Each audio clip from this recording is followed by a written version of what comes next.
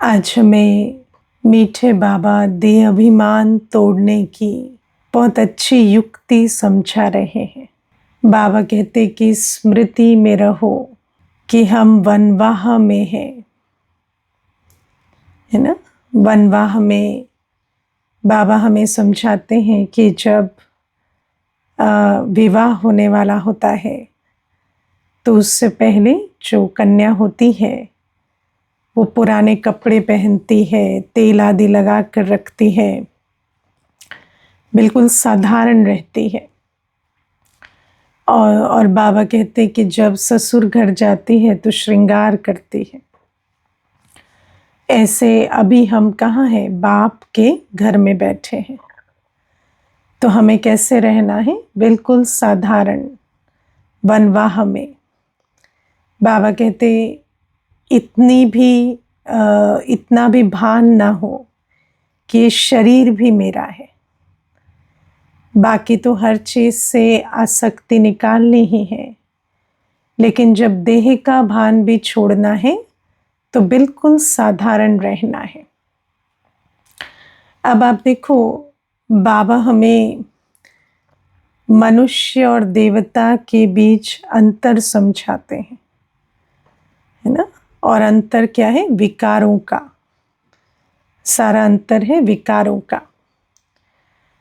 और बाबा हमें एक विधि बहुत सुंदर समझाते हैं, दे दान तो छूटे ग्रहण। तुम्हें विकारों का दान देना है तो ये कलयुग रूपी ग्रहण छूट जाएगा। लेकिन विकारों का दान कैसे दिया जाता है ना। विकारों का दान श्रीमत पर दिया जाता है ना। विकारों का दान ऐसे नहीं दिया जाता कि बस हम बैठे और हमने संकल्प कर लिया कि बाबा मैंने आपको विकारों का दान दे दिया और विकारों का दान दिया माना हो गया। ऐसा नहीं होता। विकारों का दान देना माना श्रीमत पर चलने की प्रतिज्ञा करना। कुछ चीजें जो आज जैसे बुद्धि में आ रही हैं उनको थोड़ा समझेंगे। जैसे मोह है। अब मैंने मोह का दान दे दिया। मानो मैंने कहा कि मैंने मोह की रूपी विकार का दान दे दिया। लेकिन मोह का दान दिया कैसे जाता है? क्या विधि है? तो विधि है कि मैंने सर्व संबंध बाबा से प्रैक्टिकल में जोड़े, है ना। क्योंकि कई बार हमें जब विधि समझ में नहीं आती तो सिद्धि भी नहीं मिलती।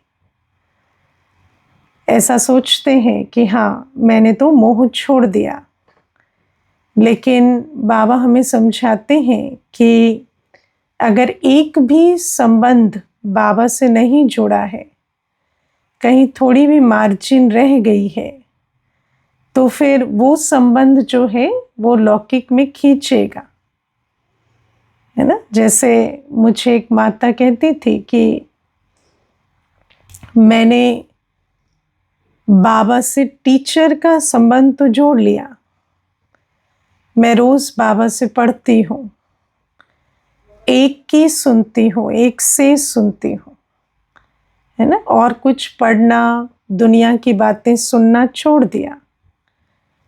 लेकिन कहती कि फिर भी बाबा से जो सुख मिलना चाहिए वो नहीं मिलता। तो मैंने उनको पूछा कि किस बात से दुखी रहते हो? तो मुझे कहते कि लौकिक माता पिता जो हैं उनके साथ बहुत कड़वाहट रहती है दिल में, है ना, कि इन्होंने ऐसा किया, ऐसा नहीं किया, है ना। इन्होंने मुझे कन्या जो स्त्री चोले में होने के कारण ये वाली दुख दिए, या इस प्रकार से मेरे साथ, है ना, क्या कहें, पार्शियलिटी की, भाइयों को ये दिया मुझे नहीं दिया। तो कहते कि हमेशा जो है दिल में ये कंप्लेंट रहती है। और फिर अगर वो कोई भी बात कहते हैं तो बहुत रिएक्शन आता है अंदर से। तो मैंने उनको कहा कि आपने बाबा से टीचर का संबंध तो जोड़ा, पर माता पिता का संबंध नहीं जोड़ा। तो कहती मुझे तो पिता शब्द अच्छा ही नहीं लगता, क्योंकि पिता शब्द के साथ जो है ट्रॉमा जुड़ा हुआ है। पिता शब्द सुनते ही ऐसा लगता है जैसे, है ना, कोई पार्शियलिटी करने वाला, कोई दुख देने वाला व्यक्ति है। तो उनको वो कहती कि पिता, मैं तो बाबा कहती नहीं हूँ मैं तो परम शिक्षक ही कहती हूँ। कहती मेरे अंदर, मैं जब कमेंट्री भी होती है, बाबा के साथ रूरिहान भी करती हूँ, तो मेरे सुप्रीम टीचर, मेरे परम शिक्षक, इसी प्रकार से मैं बाबा को एड्रेस करती हूँ। मुझे बाबा शब्द में, बाबा माना, जब मैं बाबा भी कहती हूँ तो मेरा भान गुरु का होता है ना, जैसे गुरु को बाबा कहते हैं, इस प्रकार से मुझे कभी ऐसे प्यार नहीं आता बाबा पर पिता रूप का, क्योंकि पिता का संबंध अच्छा नहीं है मेरा। तो आप सोचो कि कई बार तो ऐसा होता है कि लौकिक में कोई संबंध सुखदायी होता है, तो उस सुखदायी संबंध जो है वो लौकिक में जोड़ा है और बाबा से वो संबंध नहीं जोड़ा। लेकिन मैंने एक ये भी बहुत अच्छा एग्जाम्पल देखा कि जहाँ दुख बहुत है, तो दुख का संबंध भी बाबा से नहीं जोड़ा है, इसलिए दुख की लेन देन अभी भी उस संबंध में चलती है। क्योंकि जो बाबा से झोली भरनी चाहिए पिता रूप से प्यार से, वो झोली ना भरने के कारण अभी भी वो जो एक्सपेक्टेशन और डिसअपॉइंटमेंट का चक्र है संबंध में, वो चलता है। तो बाबा हमें समझाते हैं कि अगर मोह छोड़ना है, मोह रूपी विकार का दान देना है, तो उसकी विधि है कि बाबा से सर्व संबंध जोड़ना, है ना। किसने जोड़ लिए हैं सारे संबंध बाबा से? हाँ, बाप, टीचर, सतगुरु, माता, बंधु, सखा, साजन, सर्जन, बच्चा, हर संबंध जोड़ना है ना। तब क्या होगा प्रैक्टिकल में? देखो प्रैक्टिकल में क्या होता है, एक छोटी सी बात मैं आपको सुनाती हूँ। मुझे एक बार एक माता कहती थी, दीदी बाबा को भोग क्यों लगाते हैं? बाबा तो स्वीकार नहीं करता ना भोग। तो बाबा तो कहता है मैं अभोक्ता हूँ, मैं तुम जो देते हो खाता भी नहीं हूँ सिर्फ भासना लेता हूँ। तो कहती कि भासना तो जब हम संकल्प करते हैं तभी ले लेता है, तो फिर भोग क्यों लगाते हैं? तो मैंने उनको कहा कि मान लीजिए आपके घर पर कोई मेहमान आते हैं या कोई बहुत प्रिय संबंधी आते हैं, अब आपको पता है ये कुछ नहीं खाएंगे, आज इनका उपवास है, तो क्या उनके सामने कुछ नहीं रखेंगे? हाँ, तो कहती कि नहीं रखेंगे। तो मैंने कहा नहीं, क्यों रखेंगे, वो तो खाएंगे नहीं। आप तो बहुत लॉजिकल है ना, तो वो तो खाएंगे नहीं। तो कहते नहीं, हमारी कम से कम उनको ऐसा लगना तो चाहिए ना कि हमने उनके लिए बनाया। तो मैंने कहा नहीं, वो तो आपने सोचा, तो उनको मिल जाना चाहिए ना तो कहती कि नहीं, पर है ना। तो मैंने कहा देखो प्रैक्टिकल में सोचो तो कितना सहज हो जाता है ना समझना कि प्रैक्टिकल में अगर किसी से स्नेह है तो कैसे दिखाएंगे। लेकिन जब हम बाबा की बात आती है तो हम समझते हैं कि बाबा के साथ प्रैक्टिकल में कुछ नहीं करना है ना। लेकिन प्रैक्टिकल में मोह जीत कब बनेंगे? जब प्रैक्टिकल में बाबा से हर संबंध जोड़ेंगे। अब प्रैक्टिकल में संबंध जोड़ना माना क्या होता है? तो माता पिता के संबंध में आज्ञाकारी बनना पड़े, है ना। हर आज्ञा सिर माथे पर रखेंगे तब तो माता पिता माना प्रैक्टिकल में। बच्चा माना बलिहार जाना पड़े, वरना क्या होगा, बाबा को बच्चा नहीं बनाया है ना, तो बाबा कहते कि फिर बच्चे में मोह जाएगा, है ना। माताओं को क्या होता है, पिता तो बना लेते हैं लेकिन बच्चा नहीं बनाते, इसलिए बच्चे में रग रहती है, बाबा में इतनी नहीं रहती।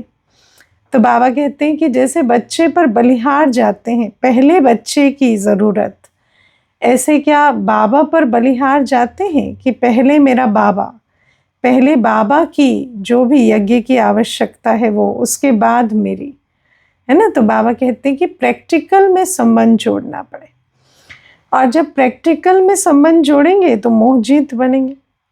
ऐसे ही आज बाबा हमें बहुत सुंदर देहाभिमान के विषय में समझाते हैं कि ऐसे ही कह देना कि हाँ मैंने देहाभिमान छोड़ दिया, लेकिन देहाभिमान तो प्रैक्टिकल कैसे दिखाई देता है। हाँ, पहनना, खाना, इंद्रिय सुख, है ना, हर इंद्री, है ना, आँखों से भी अपने आप को देखे आईने में तो ऐसा दिखना चाहिए, है ना। मानो एक काजल भी नहीं होगा या कोई एक चीज़ भी नहीं होगी तो कहेंगे आज चेहरा ठीक नहीं लग रहा है ना। या कोई भी एक चीज़, है ना, मानो बाल ही है तो एक प्रकार से नहीं बनाए होंगे तो कहेंगे ये ठीक नहीं लग रहा। तो आप सोचो कि देहाभिमान कैसा है कि आंतरिक अवस्था कितनी बातों से हलचल में आ जाती है। एक प्रकार का भोजन नहीं मिला, एक चाय नहीं मिली, एक, है ना, किसी को कॉफ़ी चाहिए, किसी को चाय चाहिए, तो कोई भी चीज़ जो नहीं मिली तो उसके कारण अवस्था डगमग हो जाए, तो ये सब देहाभिमान है ना। तो बाबा हमें समझाते हैं कि देही अभिमानी बनना माना प्रैक्टिकल में वनवाह में रहना, हमारा खाना, पहनना, रहना बहुत साधारण हो, है ना, और प्रैक्टिकल में ऐसा ना करें। और सिर्फ बाकी तो हर चीज़ से लगाव है, खाना पीना रहना अपना अपने हिसाब का चाहिए, थोड़ा भी इधर उधर हो तो अवस्था बिगड़ जाती है। और फिर कहें हम तो देही अभिमानी हो गए हैं, तो बाबा कहते हैं ये ठगी चल न सके है ना। मुझे याद है एक बार ना मधुबन में मैं एक भाई जी से मिली, तो भाई जो थे वो से गेट पर सेवा कर रहे थे, तो मुझे लगा समर्पित भाई होंगे मधुबन में।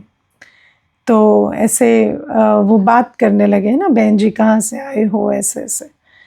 तो मैंने बताया, फिर मैंने पूछा आप कहाँ से हैं, तो मुझे कहते कि मैं तो फलां जगह भारत में बताया वहाँ रहता हूँ। तो मैंने कहा आप यहाँ कैसे, तो बोले कि मैं यहाँ हर साल 1 महीने तक सेवा देने आता हूँ और मैं गेट कीपिंग की ही सेवा करता हूँ। तो मैंने कहा अच्छा। तो फिर कहते कि देहाभिमान भी तो तोड़ना है ना दीदी।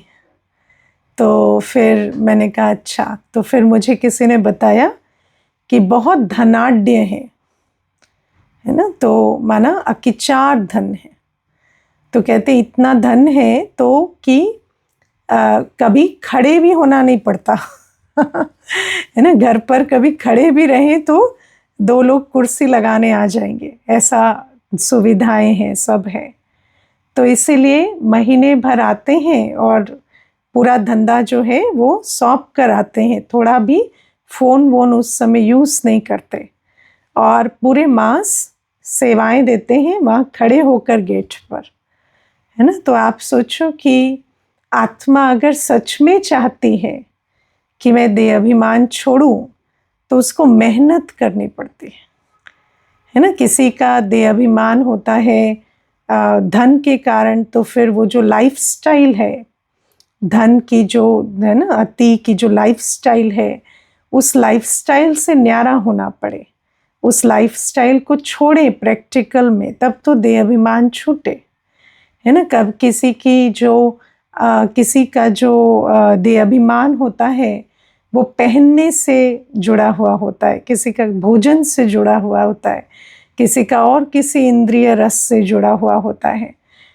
तो जिस चीज़ से मेरा देहाभिमान का पता कैसे चलता है, जैसे ही जिस चीज़ से मेरा देहाभिमान जुड़ा हुआ है वो चीज़ मुझे नहीं मिलेगी तो क्या होगा, स्थिति ऊपर नीचे होगी।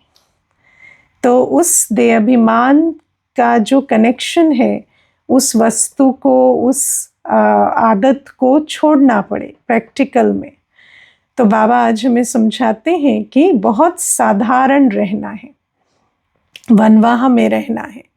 मुझे याद है एक माता थी, तो वो ना बहुत मेकअप करती, है ना, जैसे आप समझो कि ज्ञान में आने से पहले आधा दिन रोज़ पार्लर में बीतता, है ना, और बहुत कपड़े की शौकीन, जैसे नए नए ड्रेस और डिज़ाइनर और ये और वो। तो जब ज्ञान में आई तो धीरे धीरे जब ज्ञान समझ में आने लगा तो एकदम ऐसे ना सफ़ेद में भी जो सबसे हल्का पहन के रहती, और कोई मेकअप नहीं करना, और बाल भी एकदम चोटी बना कर रखना। तो धीरे धीरे जो युगल थे वो बहुत नाराज़ होने लगे। तो युगल ने मुझे कहा कि दीदी देखो, हमें ना जैसे एक कंप्लेंट करने ही आए थे, तो मुझे कहते दीदी देखो, हमें कोई ज्ञान मार्ग से दिक्कत नहीं है, बहुत अच्छा ज्ञान है, बाबा बहुत अच्छी बातें सिखाते हैं और मुझे भी बहुत खुशी है कि ये ज्ञान सुनने लगी है, लेकिन आप इसको थोड़ा बोलो ना कि ठीक से रहा करें। ऐसे क्यों रहती है, जैसे लगता है कि घर में कुछ नहीं है और बहुत ही बुरी तरह रहने लगी है। तो मैंने कहा अच्छा ठीक है। तो मैंने माता को बिठाया, मैंने कहा कि आप ऐसे जोश में नहीं आओ ना, कोई बात नहीं, सब चीज़ें धीरे धीरे होती हैं, तो ऐसे क्या एकदम वहाँ से ऐसे रहने लगे। तो मुझे कहती कि दीदी मैं ना जब अ, थी भी इन चीज़ों में, बहुत पड़ी हुई भी थी, तो मुझे हमेशा ऐसे रियलाइज़ होता था कि मैं बहुत डिप्रेशन में जा रही हूँ, क्योंकि मुझे छोटी से छोटी चीज़ बहुत अफ़ेक्ट करती थी। बोलती कि जैसे बहुत छोटी चीज़, मान लो कि ये एक आईब्रो बनाते समय किसी ने ऐसे की जगह ऐसे कर दिया थोड़ा-सा, अब वो करेक्ट नहीं हो पाया, तो मैं 2 दिन तक उसको लेकर परेशान रहती, अपने आप को आईने में देखती रहती। तो मुझे ना अपनी हालत को देखकर, जैसे मुझे सोसाइटी में तो सभी कहते थे कि तुम्हारे जैसा फैशन सेंस या तुम्हारे जैसा रहना सहना किसी का नहीं है, और मैं जैसे एक मॉडल की तरह उनके सामने रहती थी। लेकिन मुझे अंदर से ऐसा लगता था जैसे मुझे कुछ डिप्रेशन सा हो रहा है। तो लेकिन मेरी हिम्मत नहीं थी। कहती कि मुझे ऐसे हिम्मत नहीं होती थी कि मैं इसको छोड़ दूँ, क्योंकि मेरी सारी पहचान तो यही है ना। मुझे लोग जानते थे कि मैं कौन हूँ, तो सबसे स्टाइलिश हूँ, तो मेरा मेरा और कोई पहचान ही नहीं थी, तो मैं क्या करती। लेकिन जब मैं बाबा के पास आई तो मुझे मेरी पहचान मिल गई है। अब मुझे पता है मैं कौन हूँ, मेरा लक्ष्य क्या है, मेरा कौन है। तो अब मुझे ये जो चीज़ें मुझे बीमार कर रही हैं ना, मुझे इनमें और नहीं जाना है। और मैं आपको सच बता रही हूँ, ये मेरे लिए आसान नहीं है, क्योंकि इतना क्रॉनिक मुझे इलनेस रही है देह अभिमान की। तो ऐसा नहीं है कि अभी भी कोई कमेंट कर देता है या कोई ऐसे दृष्टि से मुझे देखता है तो मुझे परवाह नहीं पड़ती, होता है। लेकिन मैं उसमें काम करती हूँ खुद पर कि मैं कौन हूँ। मैं बार बार अपने आप को स्वमान में स्थित करती हूँ, और वो जो देह अभिमान का तूफान आता है उस पर जीत पाती हूँ। तो ये मेरा प्रोसेस है, मैं इसे बहुत मेहनत से कर रही हूँ।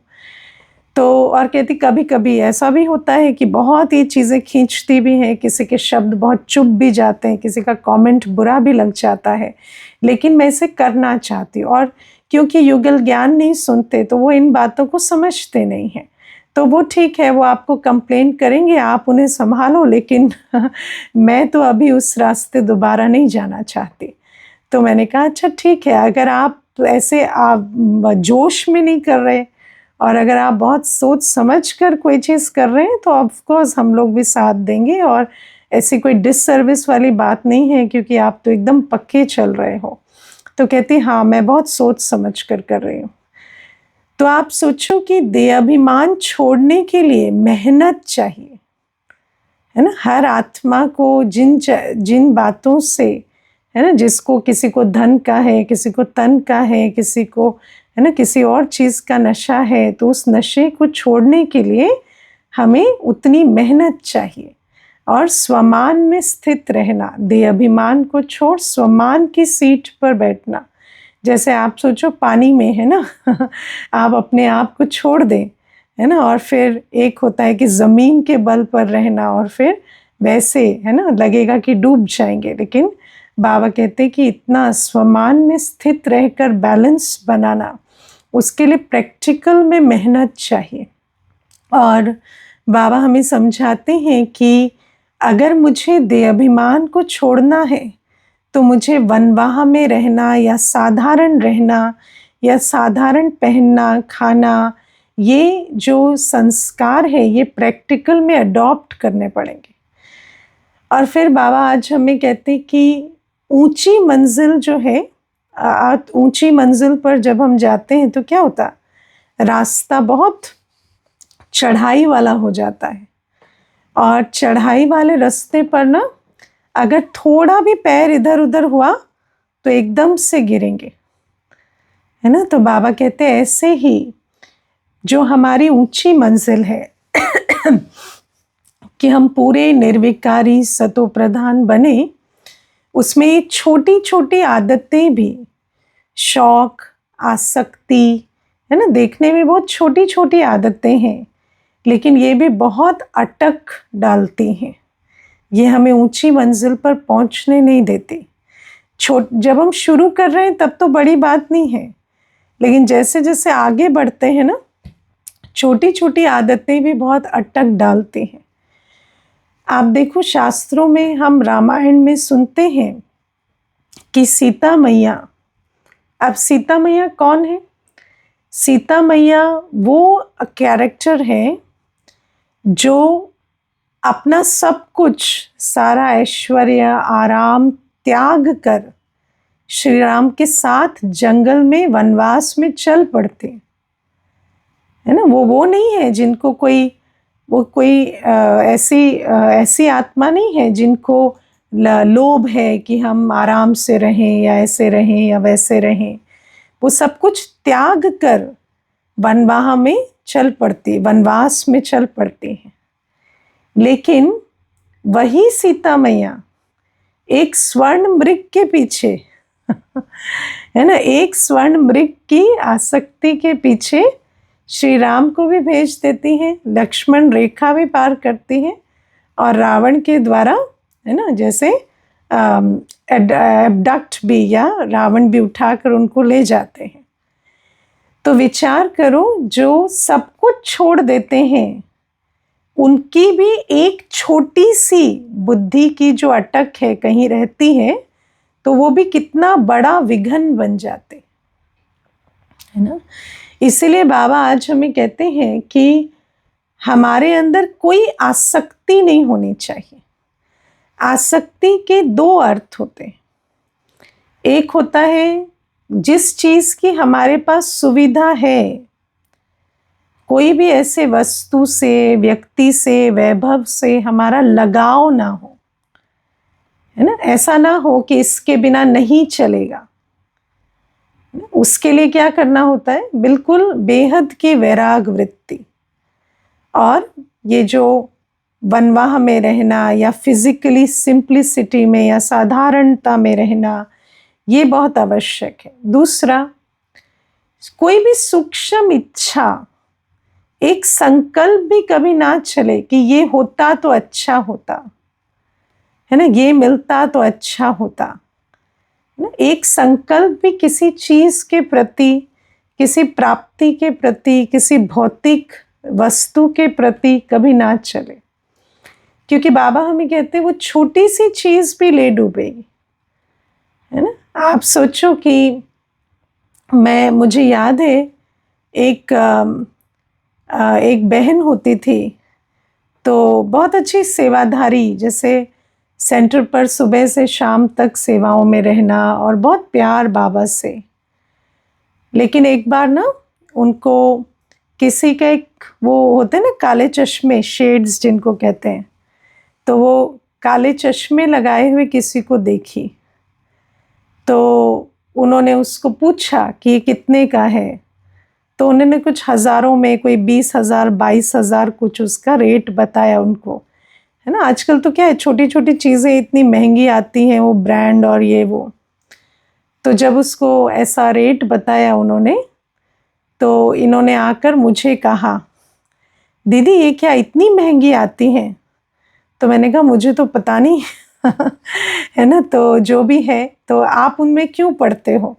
तो कहती है आपको लगता है मैं पढ़ी हूँ? तो मैंने कहा नहीं, पढ़े तो हो ना, आप उसका रेट, उसको भी देखा, फिर उसका रेट भी पूछा, फिर आप उसको डिस्कस भी कर रहे हो। तो कहते आपको तो क्या है ना, कुछ भी बोल दो ना तो राई का पहाड़ बना देते हो कि आपकी उसमें बुद्धि चली गई, आपका ये हुआ वो हुआ। तो दीदी ऐसा कुछ नहीं है, मेरे को कोई ये नहीं है। तो मैंने कहा ठीक है, वो तो आपको खुद का पता होगा, लेकिन हम तो जो ज्ञान में हम सुनते हैं वो बता रहे हैं। अब क्या हुआ, वहाँ से उसको ऐसे संकल्प चलने लगे कि मेरे पास पैसा नहीं है ना, नहीं तो मैं ये पहनती। फिर धीरे धीरे उसको आया मुझे कमाना चाहिए, है ना। और धीरे धीरे जो सुख शांतिमय संतुष्टता की जीवन थी, है ना, ज्ञान योग तपस्या में जीवन बीत रही थी, धीरे धीरे सारी खत्म हो गई। 4-5 हज़ार की नौकरी के पीछे वो पड़ी, और वो सारा शुरू कहाँ से हुआ, वो शेड्स से, है ना। और मैंने उसको एक बार कहा भी कि आप किन चक्करों में पड़ गए। तो कहती नहीं दीदी, मैं वो बात नहीं है, लेकिन अंदर से ऐसे आता है कि खुद के पास भी होना चाहिए, खुद के पास भी ऐसा रहना चाहिए, है ना। तो आप सोचो कि कहाँ से कैसे माया खींचती है ना। आप देखना कई ऐसे होते हैं, बैठे बैठे भी ना दूसरे के टॉप्स, दूसरे का ड्रेस यही देखते रहेंगे, है ना, साड़ियाँ ही देखते रहेंगे, है ना। भाई लोग होंगे तो बाइक ही देखते रहेंगे, एक दूसरे की गाड़ियाँ ही देखते रहेंगे, है ना, ये कैसा मॉडल है, ये कैसा क्या है ना। मुझे एक बहन याद है, सेंटर पर रहती थी, और ना किसी को भी मिलेगी ना ऐसे उसका ये छू छू कर देखेगी, कितना अच्छा आपका कपड़ा, कितना सॉफ्ट है। तो कपड़े का कोई लिमिट थोड़ी है। कपड़ा तो, है ना, कपड़े का क्या है, कपड़ा सॉफ्ट है, कपड़ा हार्ड है, ऐसे किसी का भी देखेंगे ना ज़रा। तो मैंने उसको कहा, जितने कपड़े देखते हो सबको छू छू के रगड़ रगड़ के देखते हो, बाबा को कब याद करते हो, है ना। तो ऐसा लगता है कि हम तो बाबा को याद कर रहे हैं, लेकिन कहाँ, आपकी तो बुद्धि कपड़े में अटकी पड़ी है। और सबसे बड़ी बात क्या है, देखो, बड़ी बड़ी चीज़ों से निकल गए, है ना, बड़ी बड़ी चीज़ों से निकल गए, सब कुछ छोड़ दिया, लेकिन ये एक कपड़ा, एक, है ना, आँखों का चश्मा, एक गाड़ी, एक ये, इसके चक्कर में अपनी सारी की कमाई ख़त्म कर देते हैं। तो इसीलिए बाबा कहते हैं, मुझे किसी की भी कोई चीज़ ये अच्छी है, ये ऐसी है, मेरी बुद्धि में ना अच्छा चले ना बुरा चले, है ना। जो जिसका है उसको मुबारक है ना, वो उसका है, वो सोचे वो अच्छा है बुरा है। मुझे किसी की चीज़ को नहीं देखना। आज चेक करना, ये बहुत बड़ी चीज़ है ना। कितना दिल खराब होता है, कितने संकल्प इनके पीछे चलते हैं, कितना बाबा की याद का जो समय है संगम युग का, वो इन बातों में हम व्यतीत करते हैं। तो बाबा कहते हैं, एक तो जो है उसमें मेरा लगाव ना रहे, मैं अपने बाय चॉइस मैं वनवाह की जीवन जीऊँ, है ना। दुनिया में क्या है, दुनिया में कहते हैं कि जो आप अफोर्ड कर सकते हैं उसको करना बुराई नहीं है, लेकिन जो हम अफोर्ड कर सकते हैं वो भी नहीं। मुझे बाबा ने जैसे चलना रहना खाना पीना कहा वैसे, है ना। और साथ में, है ना, किसी को मुझे ये भी खाना चाहिए, वो भी रहना चाहिए, है ना, मुझे साथ में, है ना, ये आजकल क्या हो गया न्यूट्रिशन, वो तो बादाम भी खाते हैं, वो तो गाजर खीरे भी खा रहे हैं, वो तो सैलड भी खा रहे हैं, हम नहीं खा रहे, हमारे पास ये नहीं है, हमारे पास वो नहीं है। आजकल ये भी हो गया, ये नहीं कि बस अच्छा खाना, लेकिन वो तो ऐसा न्यूट्रिशन वाला खाना खाते हैं, हम तो ऐसा खाते हैं। इन चक्करों में भी बहुत रहते, दूसरे की थाली में देखते रहेंगे, है ना, वो क्या खा रहा है, हम क्या खा रहे हैं, उनको क्या अलाउड है। मुझे एक बार किसी ने कहा कि मेरी जो सास है वो मुझे ड्राई फ्रूट नहीं देती, और वो खुद ड्राई फ्रूट थाली भर के रोज़ खाती हैं, और मुझे तो ऐसे सूखा नाश्ता ही मिलता है ना। तो मैंने कहा, लेकिन खून तो आपका उसके ड्राई फ्रूट को देख के जल रहा है। आपके खुद के सूखे नाश्ते से आपका खून नहीं जल रहा है।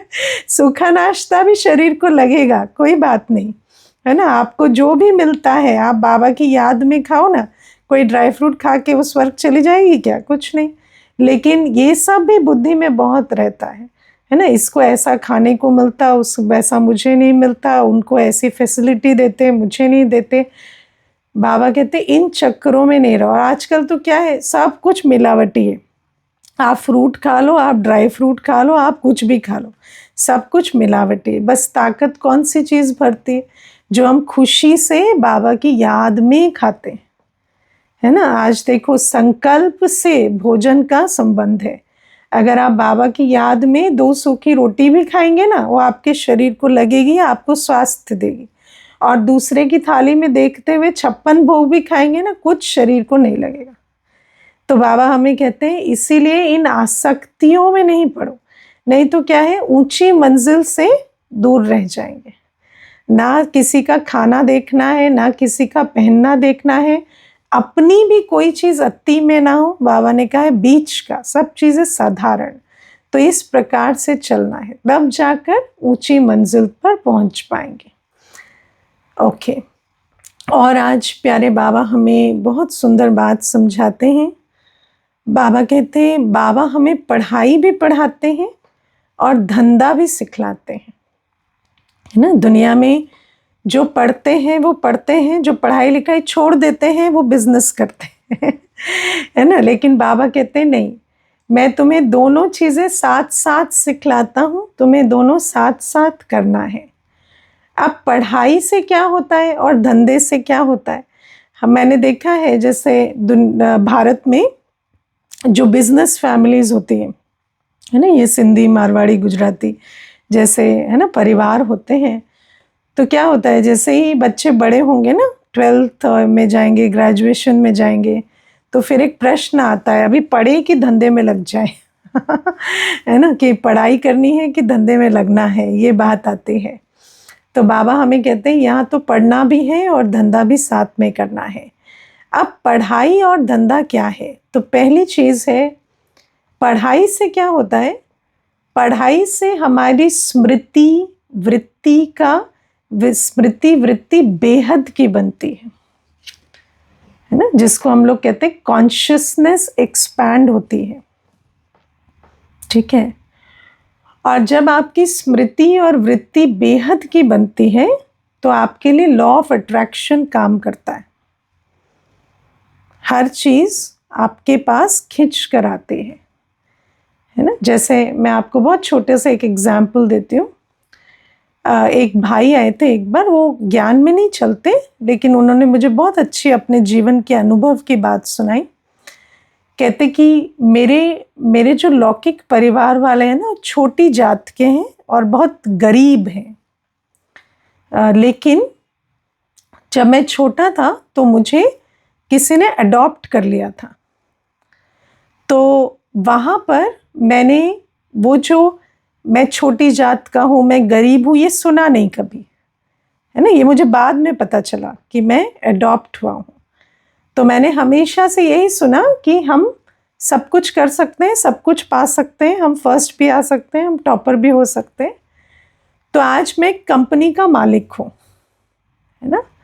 तो अभी मैं मेरे लौकिक माता पिता के पास गया था, तो मैं उनको यही कह रहा था कि आप कुछ इसलिए नहीं बने क्योंकि आपको सोचना अलाउ नहीं किया गया।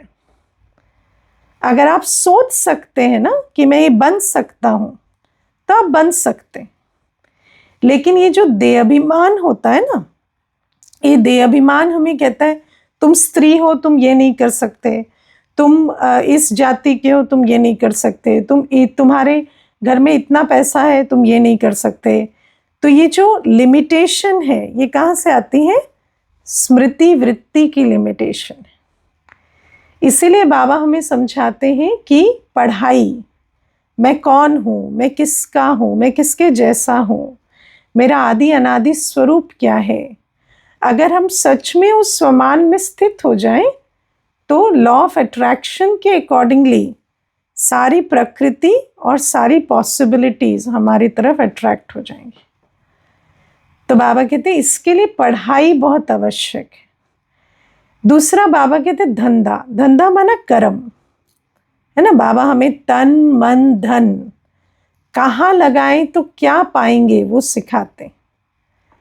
है ना। धंधा कौन अच्छा करते हैं? जिनको पता होता है आज कहाँ लगाएं तो कल कितना बनाएंगे। आपने देखा है ना, व्यक्ति कहता रहता है ये ज़मीन है ना 5,000 में मिल रही थी, लेकिन मुझे क्या पता था कल ये करोड़ों की हो जाएगी, तो मैंने ली नहीं। देखो उसने ली तो वो करोड़ों की हो गई। तो क्यों? क्योंकि उसको नहीं पता चला कि आज ये लगाने से कल ये पाएंगे।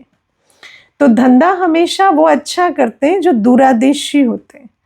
तो बाबा ने हमें आज समझाया है कि आज ईश्वर के कार्य में, बाबा के कार्य में अपना तन मन धन समय श्वास संबंध संकल्प जो लगाएंगे वो कल इसका पदम गुणा रिटर्न पाएंगे, है ना। और आज जो मनुष्य मत पर या विकारों की मत पर लगाएंगे उससे पाप का खाता बनाएंगे। मैं आपको एक बहुत छोटा सा एग्जाम्पल देती हूँ। जैसे अभी युद्ध होता है तो जो डिफेंस के स्टॉक है वो बढ़ जाते हैं, है ना। तो मनुष्य कहता है इसमें लगाओ, लेकिन आप सोचो कि अगर उसमें पैसा लगाया तो इसका मतलब आपका पैसा युद्ध बढ़ाने में गया, तो आपका जो कर्म है वो कैसा बना, है ना। तो उस समय तो आपको प्रॉफिट होगा, लेकिन आपका कर्म जो है वो आपको कल ले डूबेगा। लेकिन वैसे ही आज जब हम ईश्वरीय कार्य में अपना तन मन धन लगाते हैं तो कई बार लगता है कि पता नहीं, है ना, क्या किसी ऐसे ही बाप मुरली में सुन रहे हैं तो लगा रहे हैं, इसका पता नहीं क्या रिटर्न है क्या नहीं। लेकिन बाबा कहते हैं इसका कर्म ऐसा बन रहा है कि तुम्हें पदम गुणा रिटर्न मिलता है। एक माता है बहुत अच्छी, वो उसको जैसे ना बलिहार गई है, वो सब कुछ अपना बाबा के लिए लगाती है। तो उसको ना परिवार वाले हमेशा ताना मारते हैं, तुम्हें तो मूर्ख बना दिया, तुम्हारा तो सब कुछ लूट लिया, ऐसे कहते हैं ना, तो तुम्हारा तो कुछ भी रहा नहीं, इस प्रकार के बहुत ताने सुनते।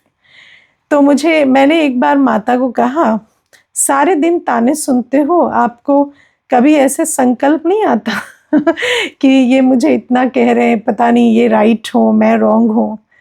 तो मुझे कहती दीदी मैं आपको एक बात बताऊं, मेरा एक संकल्प भी व्यर्थ नहीं जाता कभी। मैं अगर एक संकल्प भी ले लूँ ना, मानो मेरे को अभी संकल्प मैंने लिया कि मुझे कल से 2 बजे से अमृत वेला करना है, तो मैं एकदम से 2 बजे से रोज़ कर पाती।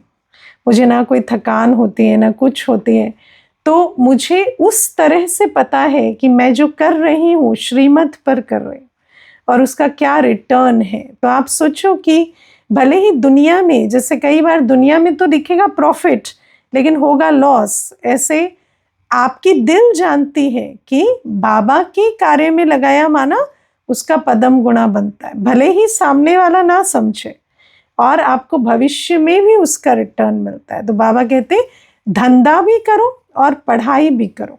पढ़ाई से अपनी स्मृति वृत्ति को इतना बेहद का बनाओ कि बेहद के सुख को अट्रैक्ट करो। और दूसरा है कि जो बाबा ने हमें दिया है खजाने, उसको कार्य में लगाकर बढ़ाना। ये दोनों विधि इकट्ठे चलने चाहिए। अच्छा, ओम शांति।